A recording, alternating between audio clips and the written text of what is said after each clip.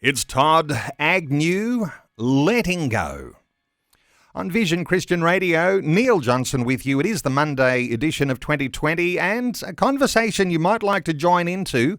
As we get things underway, you can help direct where our conversation goes, in fact, and one of those out on the edge conversations today.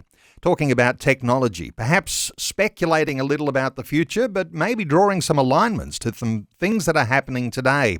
As technology continues to take unprecedented steps forward in our modern age, we might be concerned about whose ethics are programming our future. A dystopian idea to unpack today under the cloud of what global elites might have planned for the future of humanity. Let's talk about the advances in artificial intelligence and the ultimate endpoint of artificially enhanced humanity, or transhumanism. As revolutions go, this is as big as any, aspiring to the enhancement of humans with technology. Could transhumanism be the new religion? Is it a recipe for disaster? Is it the foundation for what many of us can read in the Bible, the thought of a one-world government? Well, commentator George Christensen, he's founder of the new organisation called Nation First. A former federal politician, in life after Parliament, he's emerged as a commentator on the challenges facing the West. Back with us today, and shortly we'll open our talkback lines, but George Christensen, a special welcome back to 2020. Well, thank you, Neil. It's great to be back with you and your audience. George, let's talk big picture as we get things underway with a conversation like this, and it might get into some nitty-gritty and go into some specified areas or even down a rabbit hole or two. But big picture, the thoughts that there might be global elites pulling some drawstrings, looking to control the world. For a lot of people, that is a little bit along the lines of conspiracy theory. What are your thoughts here and where the developments in technology fit in with all of this? Well, it depends how far you want to take that line that you just used there. I mean, is there a transnational organisation that is pushing an agenda at the moment? Well, quite clearly there's a number of them, and one of them is the World Economic Forum that you just referred to, headed by a fellow by the name of Klaus Schwab, and people can look up his background. But this is an organisation that gets together on a regular basis all of the major leaders in the world across politics, across culture, and across the corporate sector.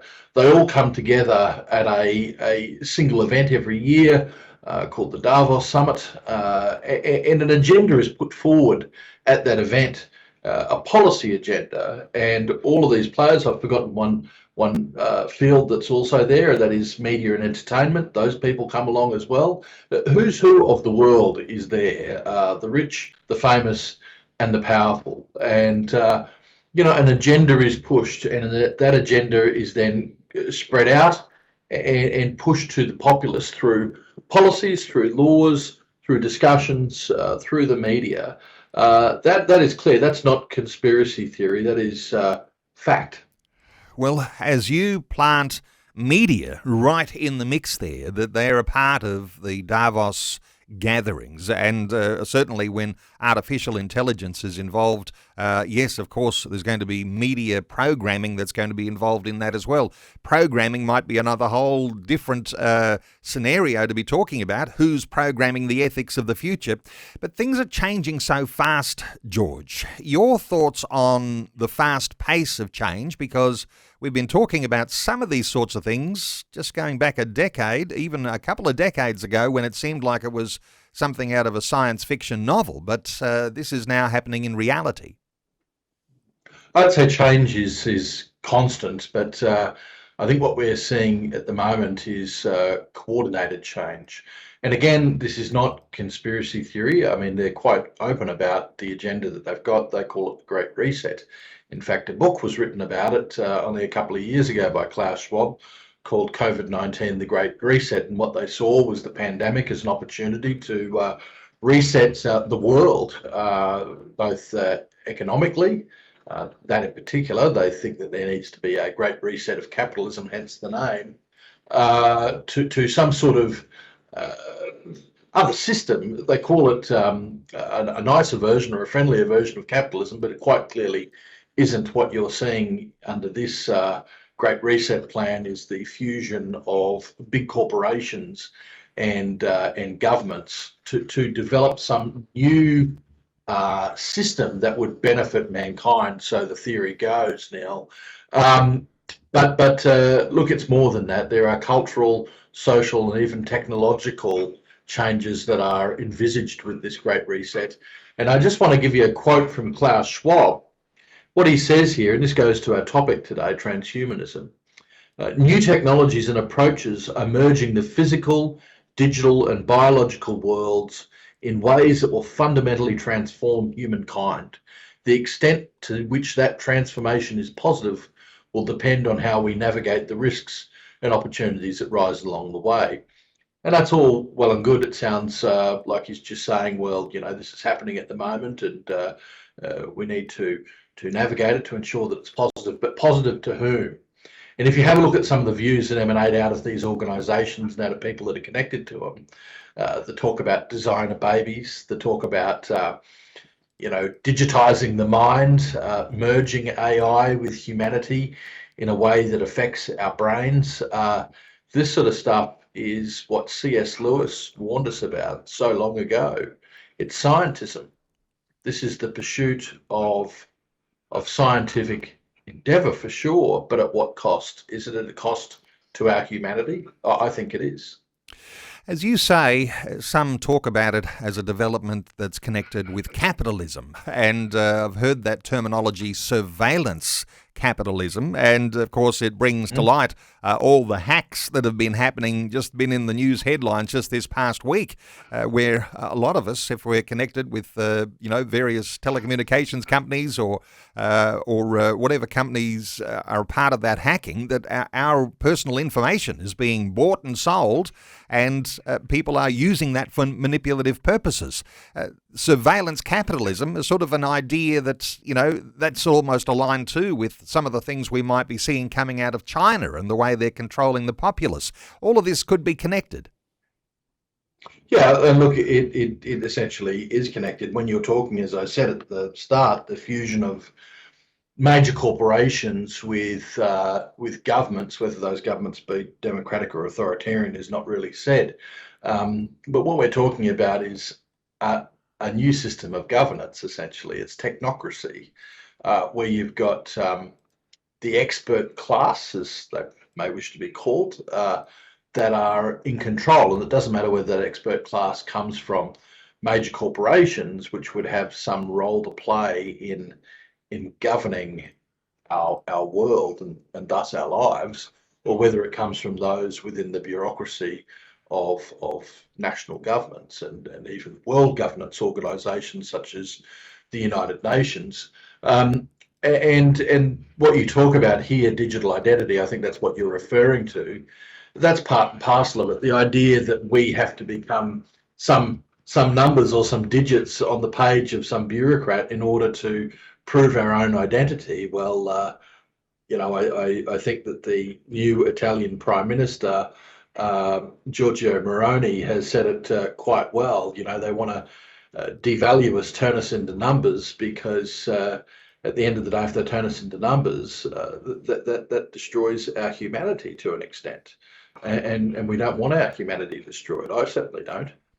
No, I don't think anyone's going to agree that we want humanity to be destroyed. Interestingly, transhumanism, more than just the way data is manipulated if it's stolen, the thought that, as many listeners might be aware, and a lot of listeners with careers right now have those in jeopardy because robots might be taking over their jobs. I mean, that takes it to a new level again, but then there's another level beyond that, this transhumanism level, actually hacking the very physical and our brain with technology, with the end view that you can make a better human. So there's even it's not just technology or artificial intelligence being used to make life easier or make us safer, as we might talk about, but also robots and then actually making a better human. That's the sort of thought that people have when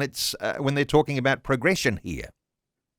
Yeah. And look, you're right. There is that across everything you've just said there is that fear that at some stage there is going to be a great replacement, I guess, of machines over mankind when it comes to the workforce. And that might not be far away, actually. I mean, there are a lot of roles now, even creative roles, which can be done by machines. It's a question of whether you can do that affordably.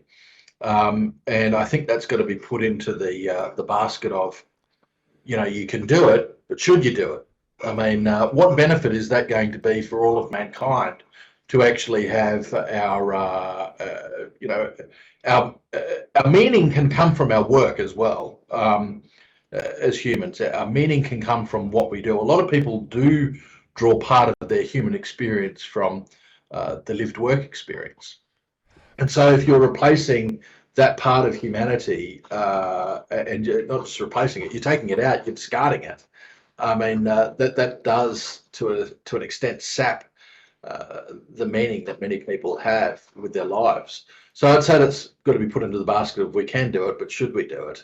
That is perhaps a different question to transhumanism, although I'm going to say the same thing is there. And I referred to C.S. Lewis before, talking about scientism, and he was very big on this, and I wish that I had quotes at hand to read from him, but people should go and have a look, read The Abolition of Man, read his treatises on this issue of scientism. He essentially talks about science being decoupled from, I think he refers to, actually, even though he's a Christian, a Buddhist concept, the Tao, which he sees as natural morality or natural law.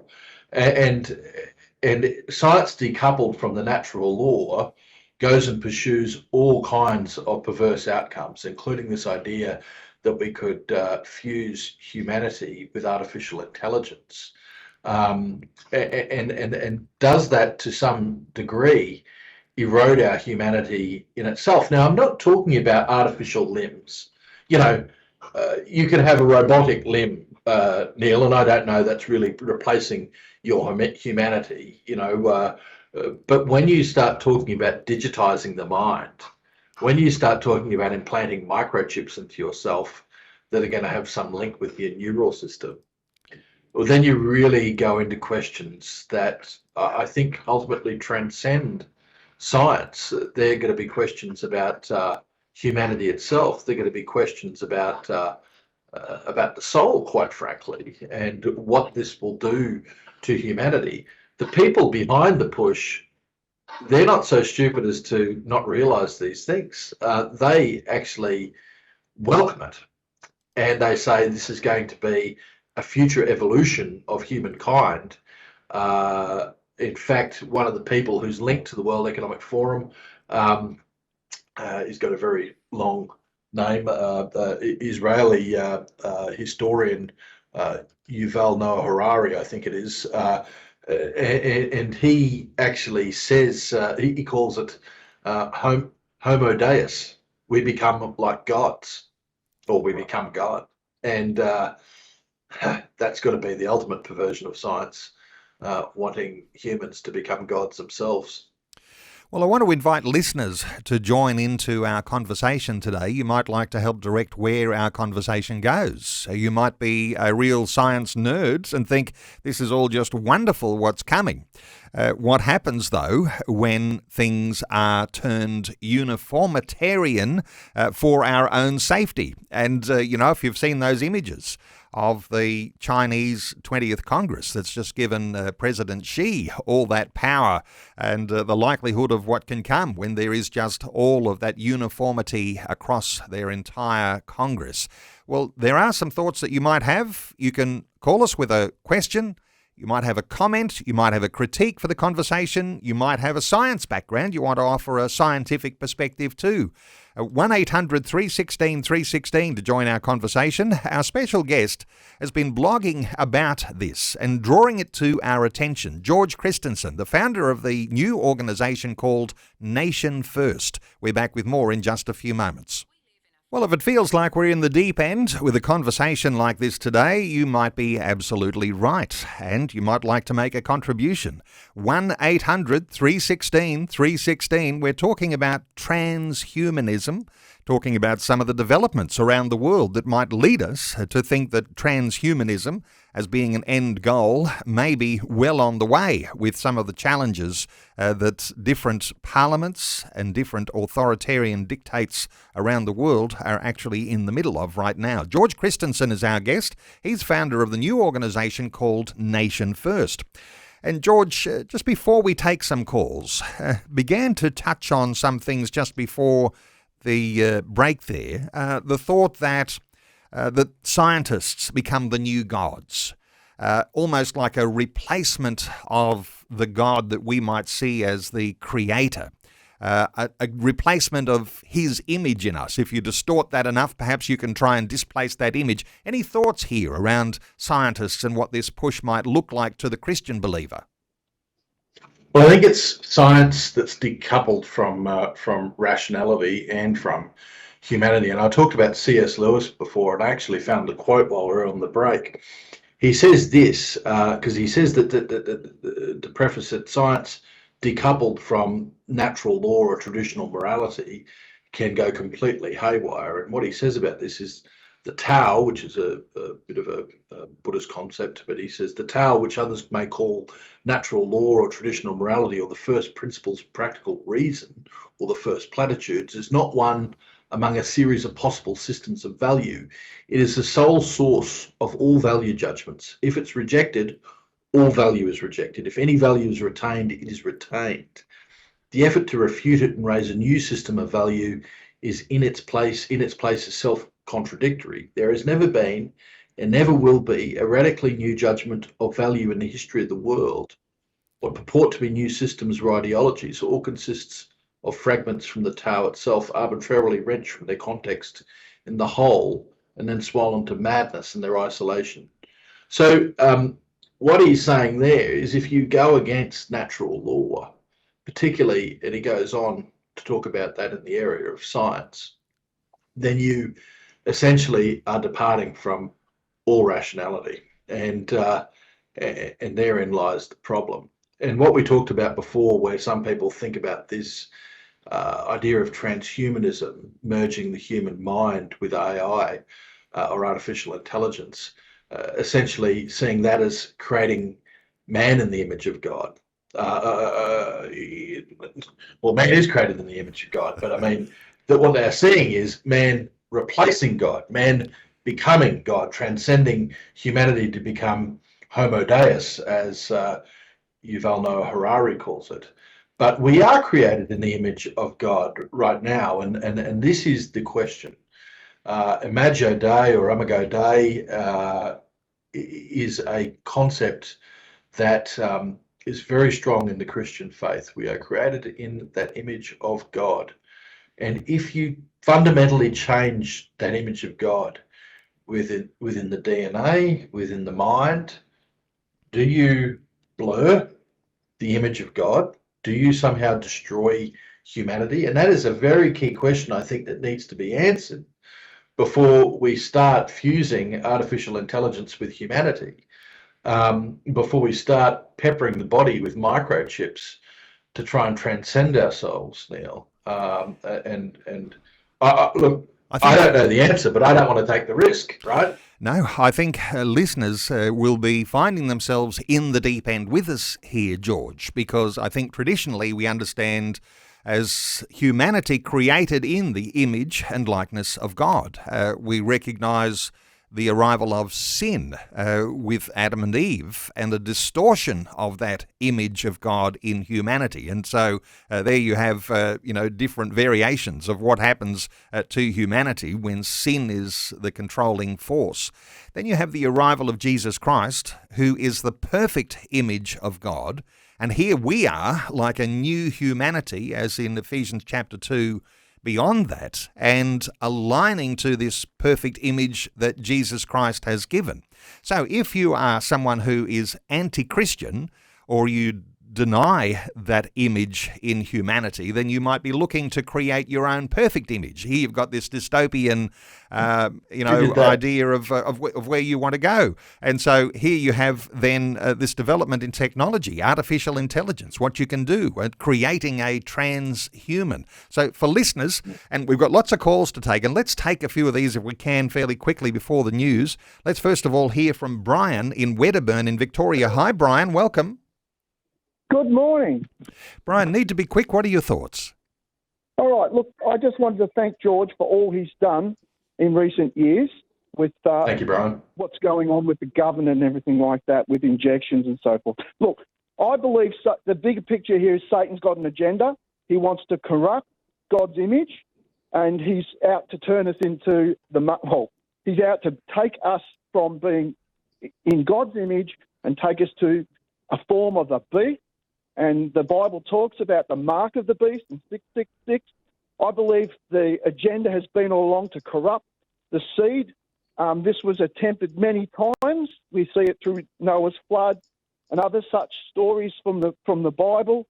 And I believe the ultimate end game is to take DNA, and you might think I'm absolutely crazy saying this, take DNA from some other source, place it into human beings, and the end result is no flesh will be left. That is the end game. But I know I have a Saviour. I have a God who's bigger than this, and he has an agenda as well, and that is to save mankind. All right. And I believe that our only salvation is in his agenda, which is through the blood of Jesus Christ. Brian, good thought there, and I might even have to save any thoughts from George because we're about to go to news, but what you're saying, Brian, is that a dehumanisation is underway if you are going to be introducing all sorts of changes to our genetic structure, our DNA. We're going to go to news. My quick comment is I agree. Okay. Thank you so much for your call. We're back after Vision National News. Wonderful to have you with us on this Monday edition of 2020. If you are just joining our conversation, a fascinating one today, we're talking about transhumanism. Not necessarily from the scientific point of view, although there's some quotes that we might make about what scientists are saying, but there's all sorts of issues that are afoot around the world that might make you concerned as technology continues to take unprecedented steps forward in our modern age. We might be concerned about whose ethics are programming our future. A dystopian idea to unpack today under the cloud of what global elites might have planned for the future of humanity. We're talking about the advances in artificial intelligence and the ultimate endpoint of artificially enhanced humanity, which is what is known as transhumanism. As revolutions go, this is as big as any, aspiring to the advancement and enhancement of humans with technology. Could transhumanism be the new religion? Is it a recipe for disaster? Is it the foundation for a one-world government? Well, our talkback line is open on 1-800-316-316. We're going to take some calls in just a few moments. Our special guest is George Christensen.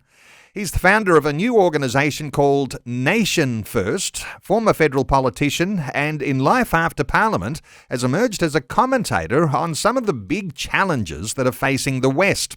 So 1-800-316-316 to join in our conversation. George, why don't we continue to take some calls and let listeners help direct where we might go with this conversation. Let's hear from Maria, who is in Brisbane. Hi, Maria. Welcome. Hello. Thank you for having me. I'm just going to apologise if there's some kids with me in the car, so if there's some background noise, you know why. Okay. I just want to be more comment to make about Yuval Noah Harari, whom George Christensen mentioned earlier. So he's, like you said, extremely influential, extremely popular figure, seen as this kind of spiritual guru in a sense of the most influential people in the West, but also in other places. But it's been very encouraging for me to see that even in some areas of secular society, people are starting to question his scientific credentials. And I recently read a really excellent article in a magazine called Current Affairs, not to be confused with A Current Affair, which essentially was talking about how he is an excellent storyteller, but a lot of the things that he says are not actually scientific claims, and a lot of the things that he claims to be true and factual, he is kind of twisting to fit his narrative. So I think people are starting to realize that even though he is very influential and very powerful in that sense, he is not a scientific. Maria, you're making a really good point here, and your reference to Yuval Noah Harari and the suggestion that he may be as charismatic as he is scientifically minded. Thoughts here from you, George? Oh, this is 100% correct.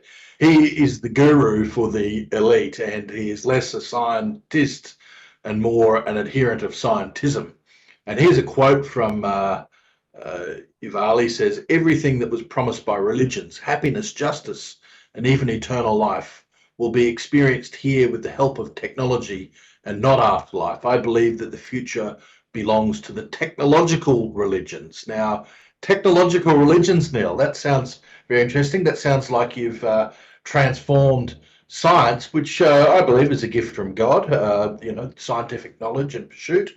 But you've transformed that gift from God into a religion itself. You really have jumped off the deep end. So that's interesting. I haven't read that article that was spoken about there, but it's good if the secular world is starting to pull apart the kind of future and beliefs that people like Harari actually have, because that is the danger, that we go down a track where it is all about science for the pursuit, not just of itself, although that's bad enough. It is science for the pursuit of transcending humanity, and that is a danger.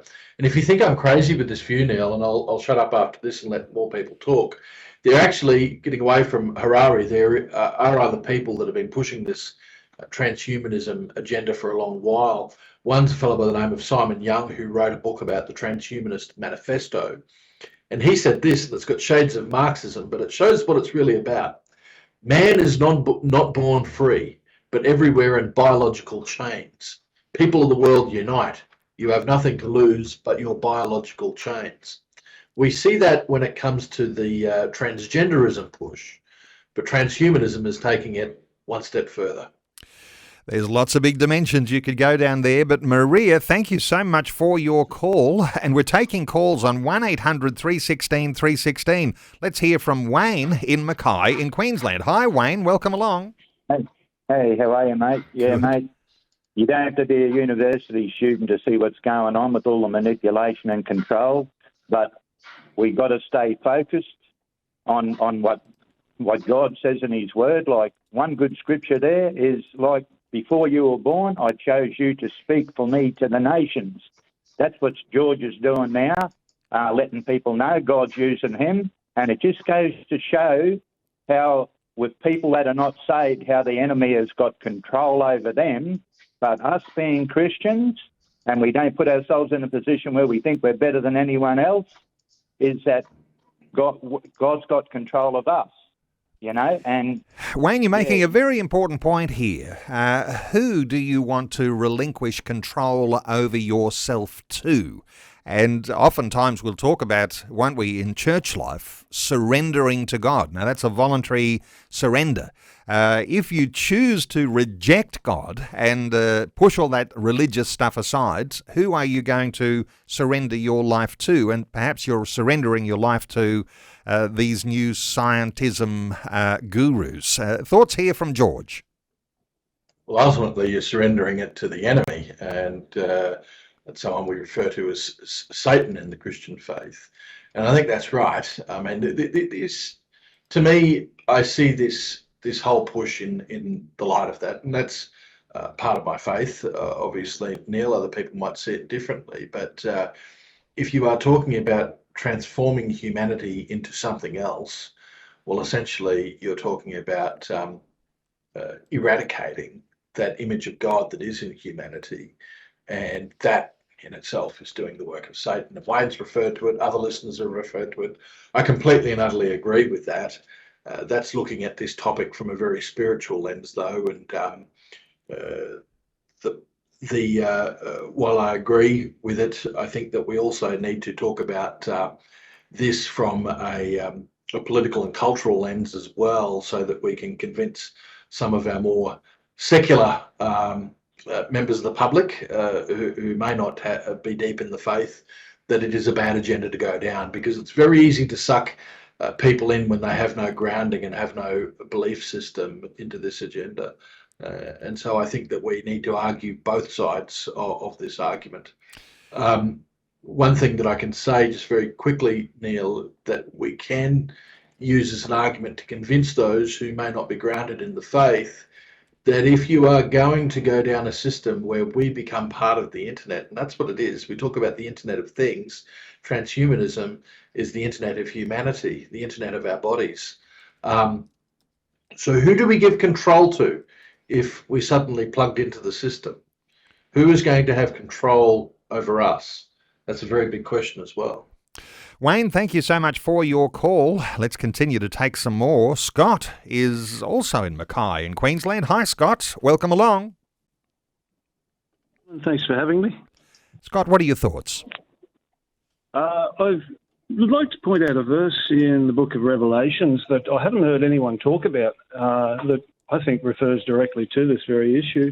If I may, I'll just do a very quick reading from chapter 13 to 14. So they're talking about the second beast when he came to earth, and then, or he came to public and then deceived many. After he's deceived all the people of this world who belong to this world, he ordered the people to make a great statue of the first beast who was fatally wounded, then came back to life. He was then permitted to give life to this statue so that it could speak. Then the statue of the beast commanded that anyone refusing to worship it must die, and then that's when the mark of the beast comes in. And it seems to me that something that's written just past the time of Christ, talking about a statue that comes to life, could be talking about AI robots. And since this is partway through the 7-year biblical revelation, biblical tribulation, the end times, we may not make it to transhumanism. It may be just artificial intelligence robots that are weaponized. Scott, you make some really good points there, and good to make reference to the scriptures and the book of Revelation, and not everybody is on the same page with interpretation of Revelation, but what I think everyone is on the same page so far as the last book in the Bible goes is that even if those images that we might read about are metaphoric images, they do stand for something that is real. And you might argue over what the image actually stands for, and you might try to put names and places on those things, but they do stand for something that's real. And so marks of the beast, or buying and selling restrictions, social control, those are all very much a part of the book of Revelation. A thought or two here from George. This has been long speculation. Again, you're right. You don't want to actually say that 100% this is what the book of Revelation is actually saying, because there's a multitude of layers in the book of Revelation. But it is very easy to see the mark of the beast as some form of microchip, because that is something that you could implant in the hand, in the head, that you would scan, and you can only buy and sell if you actually have this planted in you.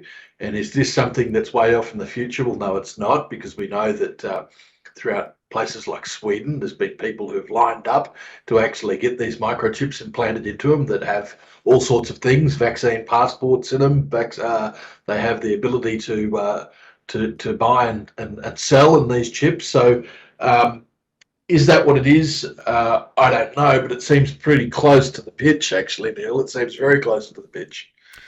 All right, Scott, thank you so much for a great insight, drawing attention to the book of Revelation. Let's take another call. Chris is in Melbourne. Hello, Chris. Welcome.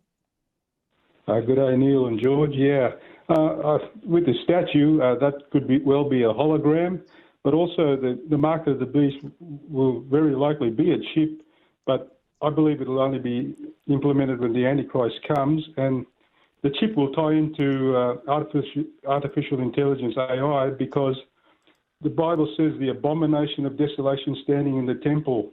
Now, if you have an artificial intelligence in your body, which is the temple of the Holy Spirit, and they try and wipe out the God gene, well, they can implant only their thoughts, and therefore God only died for humanity, and, you cannot be saved again. It says once you take that mark, you're doomed forever. That's just my way of looking at it.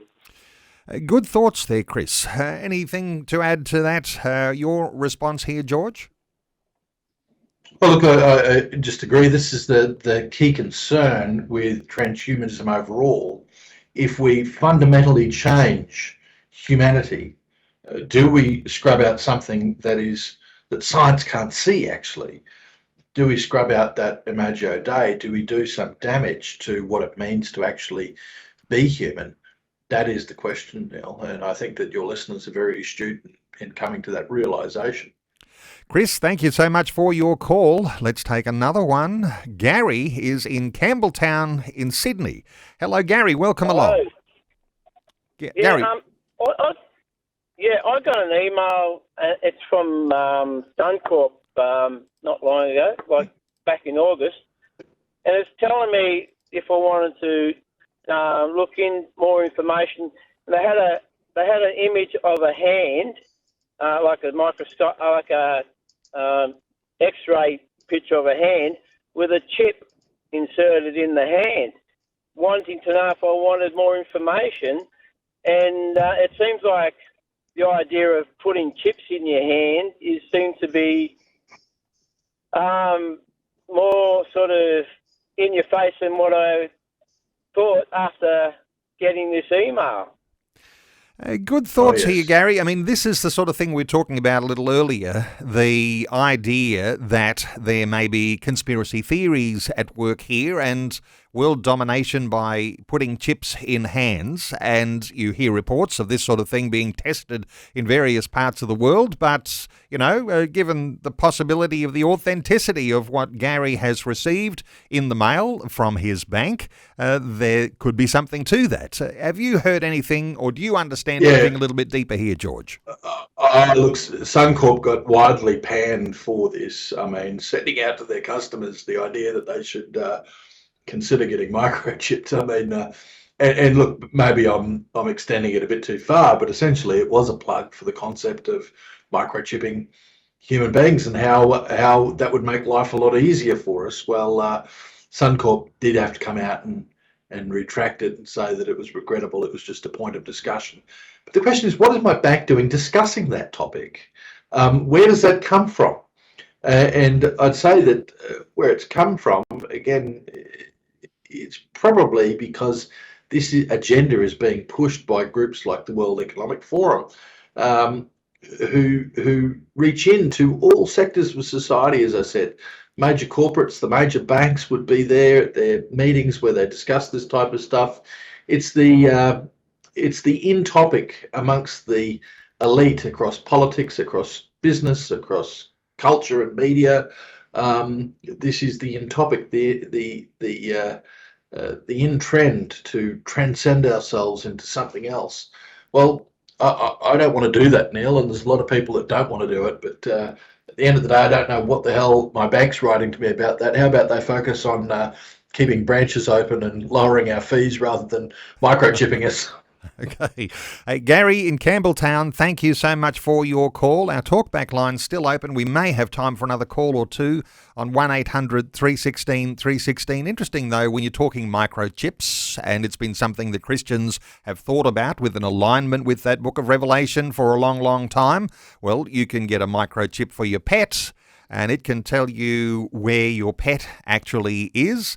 The thought that you might be somehow monitored for your carbon footprint may be the sort of excuse that might be used for putting some chips in humans. This is something that sort of has a reality about it too, George.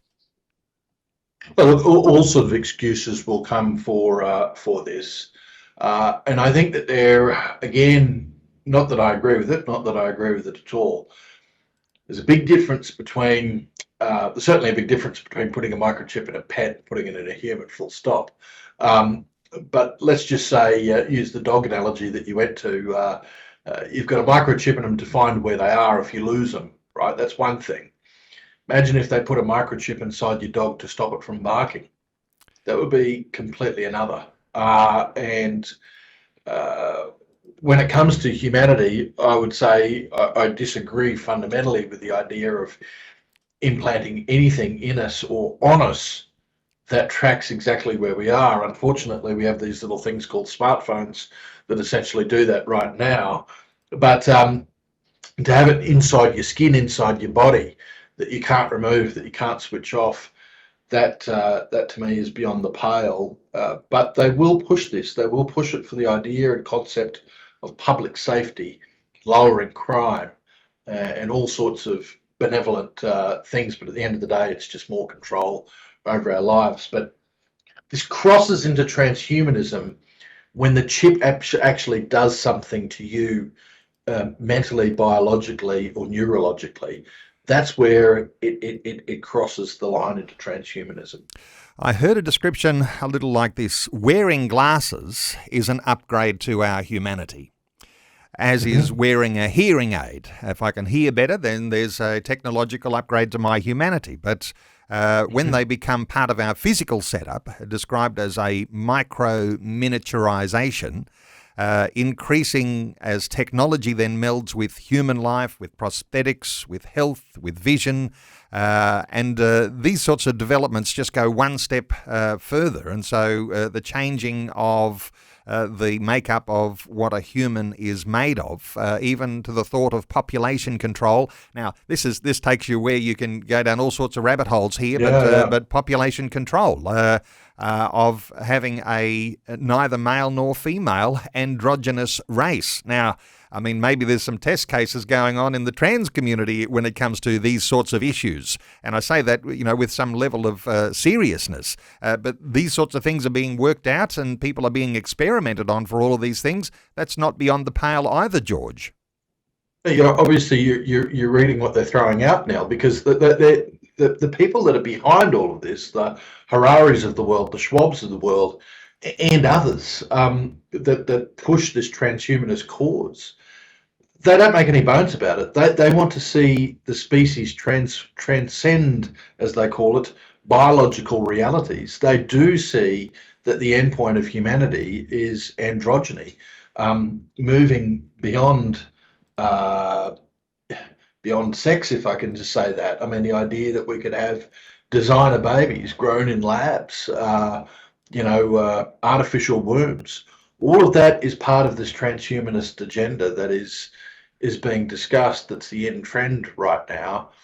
And my worry is that because a lot of people sort of consign it to the realm of way in the future, this is dystopian science fiction, when it's not. There's actually things that we would consider beyond the pale that are happening in science right now, and discussions about where this is going to lead, that we just ignore it, and it becomes a reality before we get a handle on it. We've got to get a handle on it, because if we just let science happen for science sake, then I think that we're going to end up in a point where our humanity is forever affected badly. With the elevation of scientists to this godlike level, there is something of a very important responsibility perhaps rests on the shoulders of Christians who are scientists, part of the science community, because they are the ones who are going to have a grip on this humanity and the image of God, and what is at risk if you dehumanize humanity, and all of the different elements that we've been talking about today. In fact, it presents, and we've run out of time for getting into any real depth here, but the bumpy road ahead, George?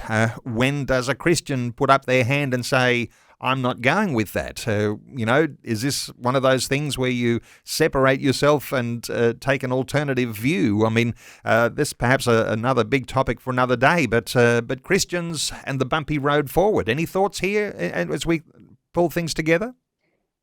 Get back to almost where we started. We talked about Imago Dei just after the turn of the hour. I think that's what we've got to keep in mind. We are made in the image of God. And if anything that happens to us biologically, mentally, neurologically, that tries to change that image, we've got to start asking questions about that and rejecting it ultimately. And I think that has to be in the mind of all Christians. When you hear about the fusion of mankind with artificial intelligence in a way that affects our minds, then you know that is a step too far.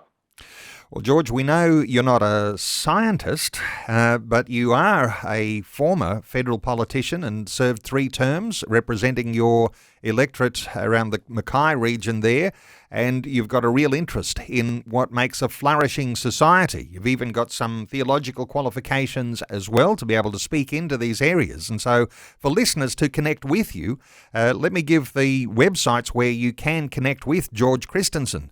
George, of course, is leading a new organisation now called Nation First. Nation First. And there's a way you can connect with a daily commentary blog called Nation First. And you can get that at nationfirst.substack.com. nationfirst.substack.com. And no doubt there's a link too on George Christensen's website, georgechristensen.com.au. George, I want to say thank you so much for taking some time to share your thoughts with us today, and look forward to another conversation again sometime very soon. Same. Thank you, mate. God bless.